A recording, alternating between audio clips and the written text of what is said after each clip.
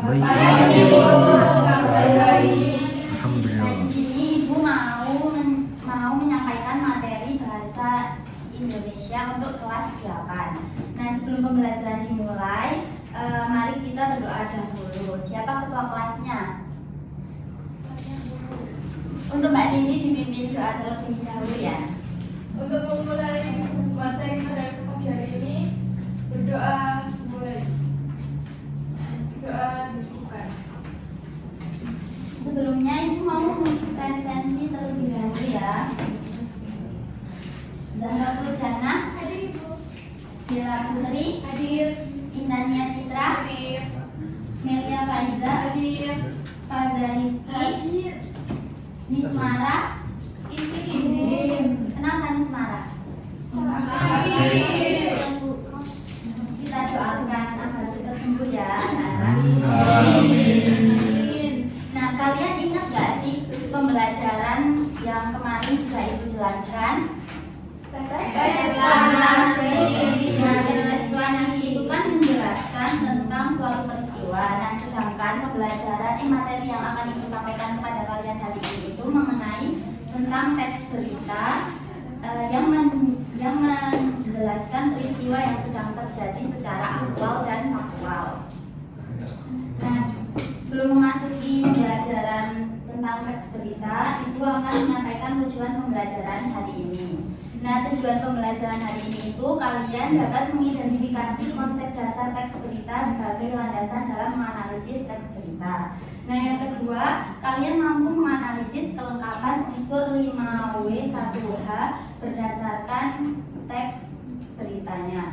Nah, yang ketiga, kalian mampu menyusun kembali teks berita sesuai dengan struktur yang tepat. Nah, yang terakhir, ada kalian mampu menyampaikan hasil analisis dan penyusunan teks berita secara lisan dengan runtut dan jelas. Nah, sebelumnya ada yang tahu nggak teks berita itu apa?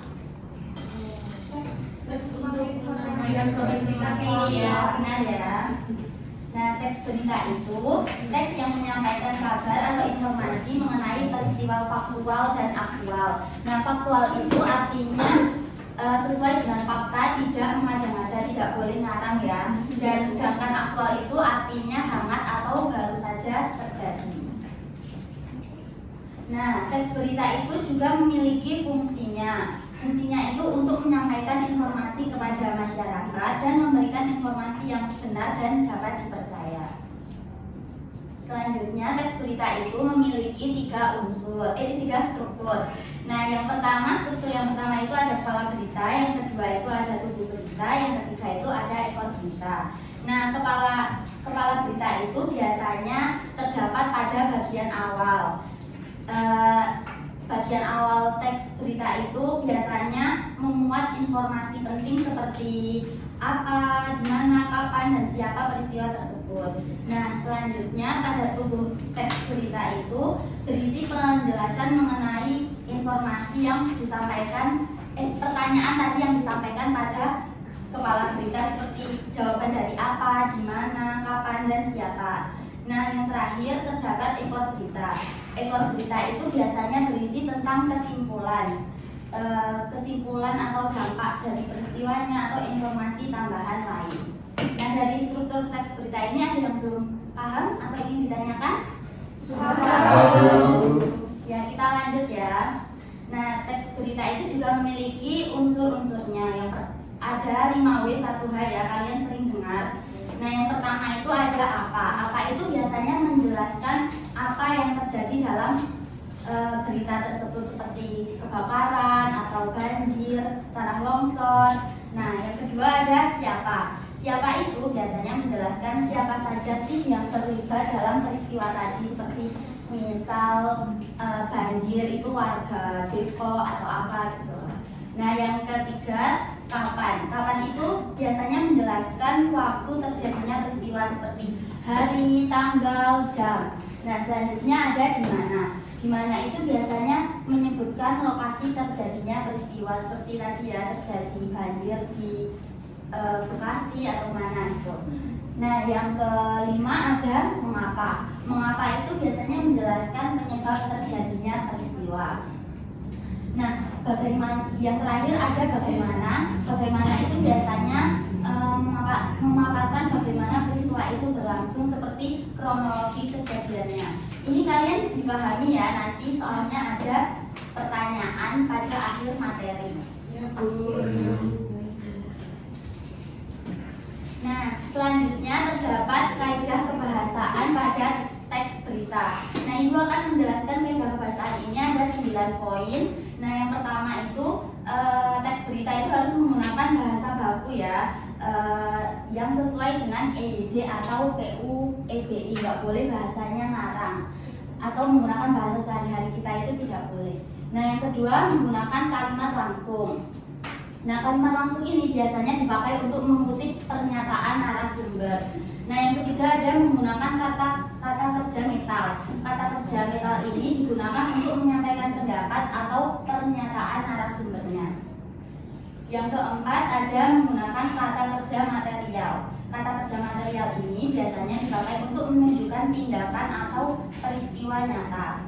Nah, yang kelima ada menggunakan konjungsi kausalitas. Konjungsi kausalitas itu kata penghubung seperti sebab akibatnya gitu. Nah, yang keenam ada menggunakan unsur 5W1H seperti yang sudah Ibu tadi jelaskan ya. Nah, yang ketujuh ada kata-kata yang bersifat objektif. Nah, berita itu harus netral, tidak boleh memihak siapapun dan tidak menggunakan kata bermakna emosional. Yang kedelapan ada menggunakan waktu lampau. Nah, biasanya kan berita kan diberitakan karena sesudah terjadinya peristiwa kan, tidak mungkin ada berita sebelum terjadinya peristiwa. Nah, yang kesembilan ada menghindari opini penulis. Nah, berita itu harus menyajikan fakta, bukan dari pendapat pribadi atau dari pendapat narasi atau dari pendapat yang menulis atau gimana, itu tidak boleh. Nah, sekarang memasuki pertanyaan ya. Nanti cepet-cepetan ya kalian yang menjawab. Nah, pertanyaan pertama itu, menurut kalian mengapa unsur 5W1H itu sangat penting dalam menulis teks berita? Apa yang terjadi jika salah satunya itu tidak ada? Siapa yang mau menjawab? Saya, Bu. Ya, Dias. Jadi unsur yang itu sangat penting karena membantu menyampaikan informasi secara lengkap dan jelas. Dengan adanya unsur tersebut, pembaca bisa memahami peristiwa yang diceritakan tanpa kebingungan. Nah, jika salah satu unsur tidak ada, maka informasi dalam berita akan jadi tidak lengkap. Akibatnya, pembaca bisa salah paham dan tidak mengetahui detail penting dari peristiwa tersebut. Ya, benar ya yang dikatakan Mas Dias, berarti Mas Dias menyimak materi yang tadi Ibu sudah jelaskan. Nah, kita memasuki pertanyaan yang kedua. Apakah semua peristiwa itu layak dijadikan berita? Berikan contoh peristiwa yang layak dan yang tidak layak diberitakan. Siapa yang mau menjawab? Oh ya, Mbak Indi. Tidak semua peristiwa itu layak dijadikan berita. Peristiwa yang layak dijadikan berita biasanya memiliki nilai penting, menarik, dan bermanfaat bagi masyarakat. Contoh peristiwa yang layak diberitakan itu seperti banjir di suatu daerah. Contoh peristiwa yang tidak layak diberitakan itu seseorang menghidup. Nah, benar ya, masa berita memberitakan seseorang bangun tidur kan itu tidak layak ya, teman-teman. Nah, kita memasuki sesi akhir. Ibu akan memberikan lembar kerja peserta didik untuk kalian kerjakan. Nah, nanti Ibu memberikan dua kertas seperti ini ya. Yang satu itu seperti teks berita yang sudah Ibu ajak. Nanti kalian ditempel-tempel sama ditempel-tempel di sini untuk biar struktur teks beritanya itu benar ya. Paham nggak? Paham. Nanti sama kalian disuruh mencari unsur 5W1H dalam berita ini. Ibu beri waktu 20 menit, cukup tidak? Cukup.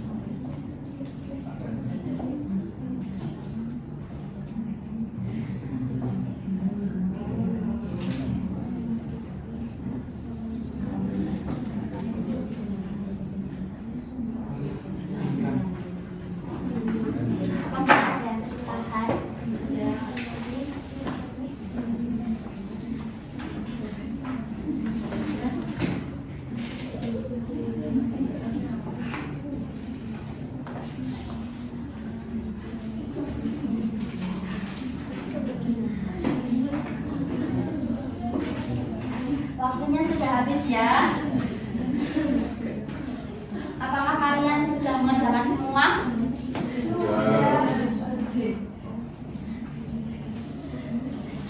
Siapa kelompok yang akan mewakili maju nanti Ibu kasih hadiah?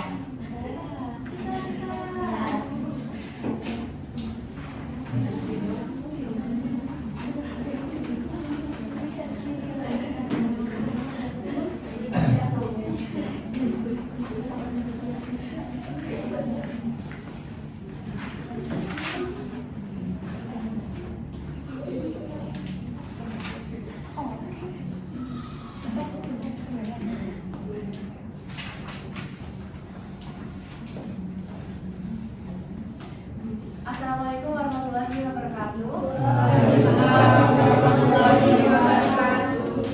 Di sini kami akan presentasikan hasil diskusi kami. Sebelum itu perkenalkan, saya dari Dunia dan rekan saya. Saya Nidi Dila.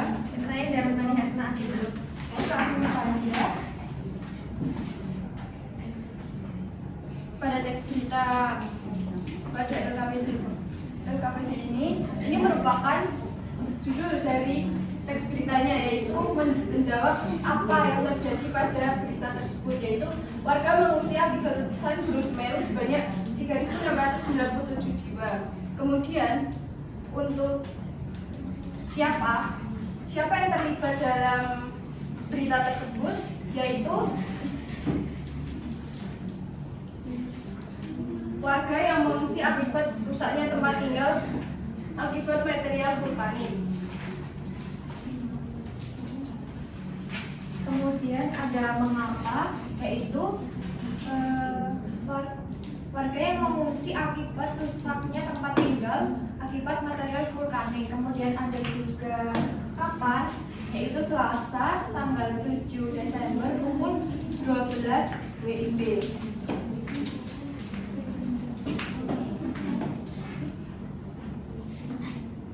Lalu untuk di mana, itu di wilayah Kabupaten Lumajang dan Kabupaten Malang. Nah, ini ada lagi di mana, di sini Kabupaten Lumajang. Oke. Kapannya itu ada lagi di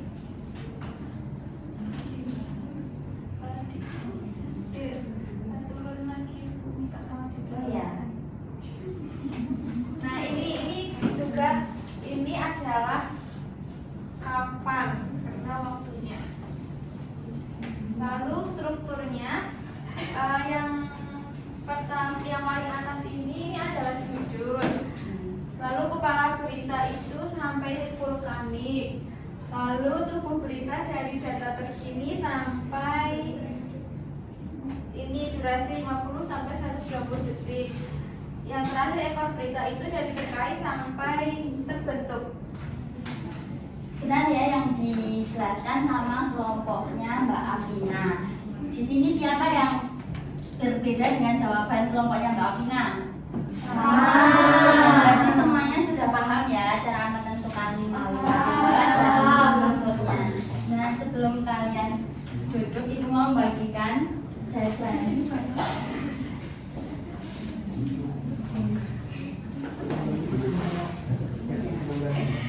Terima kasih.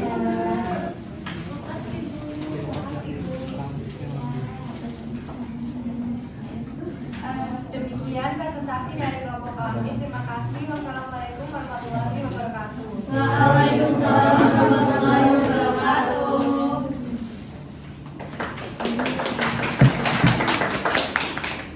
Nah, ini kan pembelajarannya sudah hampir selesai.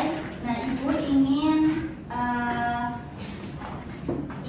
siapa salah satu di antara kalian yang dapat menyimpulkan pembelajaran pada pagi hari ini? Saya hari ini kita belajar tentang struktur teks berita, unsur-unsur teks berita, fungsi teks berita, dan kaidah kebahasaan pada teks berita. Ya, benar ya. Berarti Mbak Afina mendengarkan dari awal sampai akhir. Nah, sebelum pembelajaran ditutup, Ibu mau mengarahkan untuk pertemuan besok. Kalian kan ini sudah menyusun teks berita, tapi secara menempel ya teks beritanya dari Ibu. Nah, yang pertemuan besok kalian akan menyusun teks berita sesuai dengan yang kalian tulis secara mandiri.